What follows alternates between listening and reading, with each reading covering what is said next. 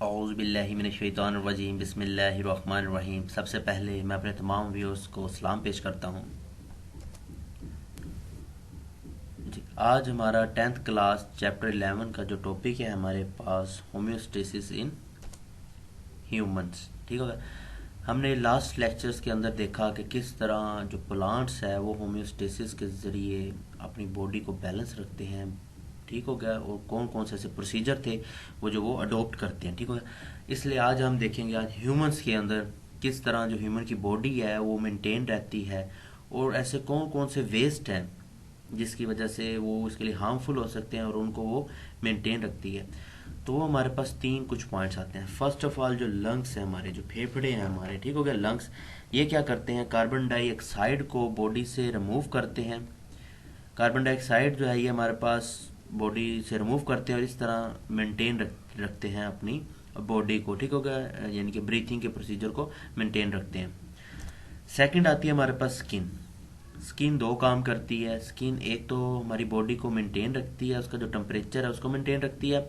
दूसरी बात क्या आती है कि जितने भी हमारे बॉडी के अंदर एक्सेसिव वाटर एंड साल्ट्स होते हैं उसको बॉडी से रिमूव करवाती है। ठीक हो गया। थर्ड हमारे पास आ जाती है किडनी। जो किडनी है हमारे, ये एज अ फिल्टर का काम करती है। आपको याद हो जब हमारे इस चैप्टर का पहला लेक्चर हुआ था तो मैंने आपसे क्वेश्चन किया था, क्या ह्यूमन बॉडी के अंदर अल्लाह पाक ने कोई ऐसा कोई फिल्टर रखा हुआ है? जी हाँ, बिल्कुल, ये किडनी हमारा क्या है, फिल्टर का काम करती है। ठीक हो गया। अब ये किडनी के हमारे पास जो एक्सेसिव वाटर होता है, सॉल्ट, यूरिया, यूरिक एसिड और जितने भी ये वेस्टेड पार्ट होते हैं ये हमारे ब्लड के अंदर शामिल होते हैं। ब्लड से इसको फिल्टर करके यूरिन बना के अपनी बॉडी से बाहर निकाल देती है। इंशाल्लाह आज हम इस लेक्चर के अंदर स्किन को और लंग्स को डिटेल के साथ पढ़ेंगे। किडनी के लिए हम नेक्स्ट लेक्चर बनाएंगे, उसके अंदर पढ़ेंगे, क्योंकि किडनी यहाँ पे बहुत डिटेल के साथ है तो इसलिए एक लेक्चर में कवर होना मुश्किल है। जी, आज सबसे पहले हम जो स्किन को देखते हैं, तो स्किन के हमारे पास स्ट्रक्चर को देखें तो हमारे पास दो चीज़ें आती हैं। एक आती है एम्पीडर्मस और दूसरी चीज़ आती है हमारे पास खाली डर्मस। अब एम्पीडर्मस और डर्मस क्या आता है हम इसको देखते हैं। एम्पीडर्मस क्या होती है, ये हमारी बॉडी के आउटर प्रोटेक्टिव एक लेयर होती है जिसके अंदर किसी किस्म की कोई ब्लड वेसल्स वगैरह नहीं होती। ठीक हो गया, ये बिल्कुल आउटर लेयर होती है। जैसे कि आप अगर हाथ अपना उठा के देखें तो जो आपको स्किन नज़र आ रही है ये वो पार्ट एम्पीडर्मस है हमारा। ठीक हो गया, और ये प्रोटेक्टिव लेयर भी है हमारी, इसके अंदर किसी किस्म की ब्लड वेसल्स वगैरह मौजूद नहीं होती। दूसरा पार्ट आता है हमारे पास डर्मस। डर्मस हमारी इनर लेयर होती है, अंदर वाली साइड के, बिल्कुल इससे जो हमारे आपको जो स्किन ऊपर नज़र आ रही है जो इसका इंटरनल पार्ट है वो हमारे पास होता है डर्मस। अब इसके अंदर हमारे पास ब्लड वेसल्स भी होती हैं और जो सेंसरी नर्व के हैं इसके एंडिंग पॉइंट होते हैं, यानी कि जो हमारे सेंसरी नर्व है वो यहाँ इंटरनल पार्ट के आगे क्या हो जाते हैं, एंड हो जाते हैं। फिर हमारे पास फीट हो यानी कि पसीना एंड ऑयल ग्लैंड्स, जो हमारे का तेल के जो ग्लैंड्स होते हैं, एयर एंड फैट सेल्स होते हैं। फैट यानी कि चर्बी के जो सेल्स होते हैं वो भी मौजूद होते हैं। वैसे हमें हेयर जो होते हैं, हेयर जो हमें अपने बाल होते हैं वो हमें एपिडर्मल साइड पर नजर आते हैं, लेकिन जो उनकी रूट्स होती हैं वो डर्मस के अंदर होती हैं। ठीक हो गया, ये बात याद रखिएगा कि जो हेयर है हमारे पास ये होते हैं डर्मस वाली साइड पे, क्योंकि रूट्स वहाँ से ये वहाँ से निकलते हैं। ठीक हो गया, और नज़र हमें ये एपिडर्मस वाले पार्ट के अंदर ही आते हैं। तो सबसे पहले हम देखते हैं फंक्शन को अंडरस्टैंड करते हैं स्किन के। तो सबसे पहले हम देखते हैं रोल ऑफ इंसुलेशन को। रोल ऑफ इंसुलेशन, पहले हम इस वर्ड को अंडरस्टैंड करते हैं। जो इंसुलेशन है ना, ये ऐसी कंडीशन होती है जिसमें न ज़्यादा होता है न कम होता, बल्कि दरमियान वाली कैफियत होती है। इसको हम ज़्यादातर कहते हैं इंसुलेशन।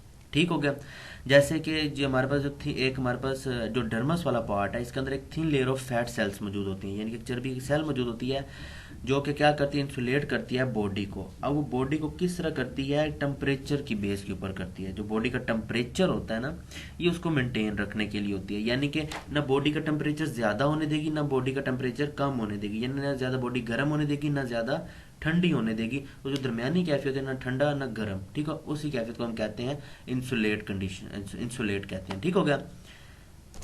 सेकंड आता है हमारे जो एयर है, जो बाल लगे हुए हैं, इसका क्या फंक्शन है। अब हमारे जो एयर है ना, यानी कि जो हमारे बाल हैं एयर, इसके साथ छोटे छोटे कुछ मसल्स लगे होते हैं, मसल सेल्स होते हैं। ठीक हो गया। अब ये मसल सेल्स जब कॉन्ट्रैक्ट करते हैं, यानी कि जब सिकुड़ते हैं, तो हमारे पास गूस बम्प जैसी एक कंडीशन पैदा होती है। अब ये गूस बम्प क्या होता है, यानी कि ये चीज़ ऐसी कैफियत जब आपके जो बाल होते हैं नॉर्मली खड़े हो जाते हैं हाथों के और स्किन के, यानी कि बाल खड़े नजर आते हैं और आपको छोटे छोटे दाने टाइप से आपको बॉडी के अंदर नजर आना शुरू होता है, जैसे कि आपको स्क्रीन के अंदर इस पिक्चर के अंदर नजर आ रहा था। तो ये हमारे पास गूस बम कंडीशन थे, इसको उर्दू में ज़्यादातर हम कहते हैं ठठराहट वाली कंडीशन। ठीक हो गया।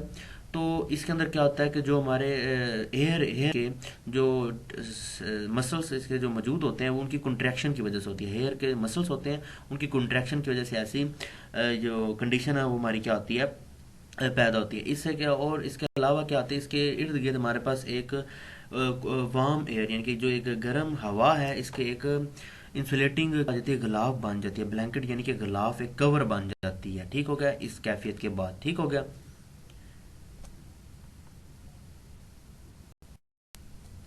जी। आगे हम चलते हैं, जो हमारी स्किन है ये कूलिंग का भी काम करती है। अब देखते हैं ये किस तरह कूलिंग का काम करती है। सबसे पहले हम देखते हैं कि जो हमारी स्विफ्ट है, स्विफ्ट यानी कि जो पसीना जो प्रोड्यूस होता है, अब वो होता है किसकी वजह से, स्वीट ग्लैंड्स की वजह से और एक्सेसिव बॉडी हीट की वजह से। अब बॉडी जब अंदर से हीट होती है, जो इसके अंदर हमारे अंदर बॉडी के अंदर जो वाटर मौजूद है उसकी वेपोरेशन होती है। अब उस वेपोरेशन की वजह से और ये जो स्विफ्ट ग्लैंड्स की वजह से जो हमारे पसीना जब बाहर बॉडी से निकलता है, उसकी वजह से हमारी जो बॉडी के अंदर क्या होती है, कूलिंग होती है। जैसे कि नॉर्मली अगर आपको ज़्यादा पसीना आया हो तो आप पंखा चलाकर या ऐसी जगह जहाँ थोड़ी हवा चल रही हो, आप वहाँ पे बैठेंगे तो आपको थोड़ी सर्दी फील होना शुरू हो जाती है। तो वो यही रीज़न है। ठीक हो गया। तो आगे हम चलते हैं कि अब वो कौन कौन से ऐसे मेटाबॉलिक वेस्ट हैं जो कि हमारे स्विफ्ट जो है हमारे पास की कंडीशन से बाहर आते हैं। ठीक हो गया। अब हमारे जो स्विफ्ट होता है, यानी कि जो पसीना होता है, हम नॉर्मली ये समझते हैं कि इसके अंदर सिर्फ वाटर और साल्ट की पार्टिकल्स मौजूद होते हैं, लेकिन नहीं, इसके अंदर जो एक्सेसिव वाटर होता है वो भी मौजूद होता है, साल्ट भी होता है इसके अंदर, यूरिया और यूरिक एसिड के पार्टिकल्स भी हमारे इस जो स्विफ्ट है, यानी कि जो हमारे पसीना है, इसके अंदर भी क्या होते हैं, मौजूद होते हैं। ठीक हो गया। तो ये था आज हमारा स्किन का टॉपिक। आगे चलते हैं हम लंग्स की तरफ। जी। लंग्स को हम वैसे भी चैप्टर नंबर जो हमारा 10th था, 10th क्लास का भी, इसके अंदर बड़ी डिटेल के साथ हम देख चुके हुए हैं।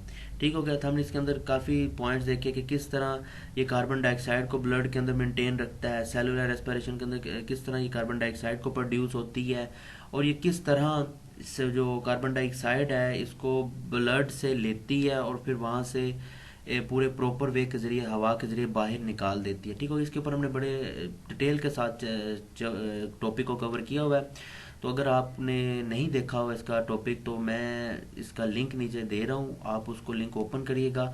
लंग्स को बड़ी डिटेल के साथ हमने वहाँ पे इसको बयान किया हुआ है, आप वो देख लीजिएगा। ठीक हो गया। इसलिए हम यहाँ पे इसकी इतनी डिटेल नहीं बयान कर रहे। ठीक है, बस ये पॉइंट्स लिख दिए आपके सामने।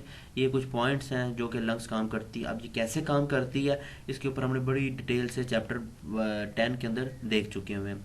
बहुत शुक्रिया। उम्मीद करता हूँ आज का ये लेक्चर था आपको समझ आ गया होगा। अगर फिर भी आपको कोई क्वेश्चन आई, कोई चीज़ समझ नहीं आई तो आप कमेंट करें, इंशाल्लाह बहुत जल्द आपको उसका आंसर दे दिया जाएगा।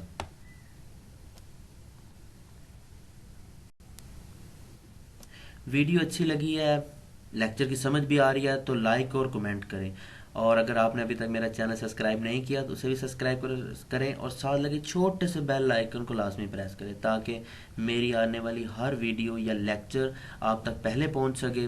बहुत शुक्रिया। इंशाल्लाह मुलाकात होती है नेक्स्ट लेक्चर में, तब तक के लिए अल्लाह हाफिज़।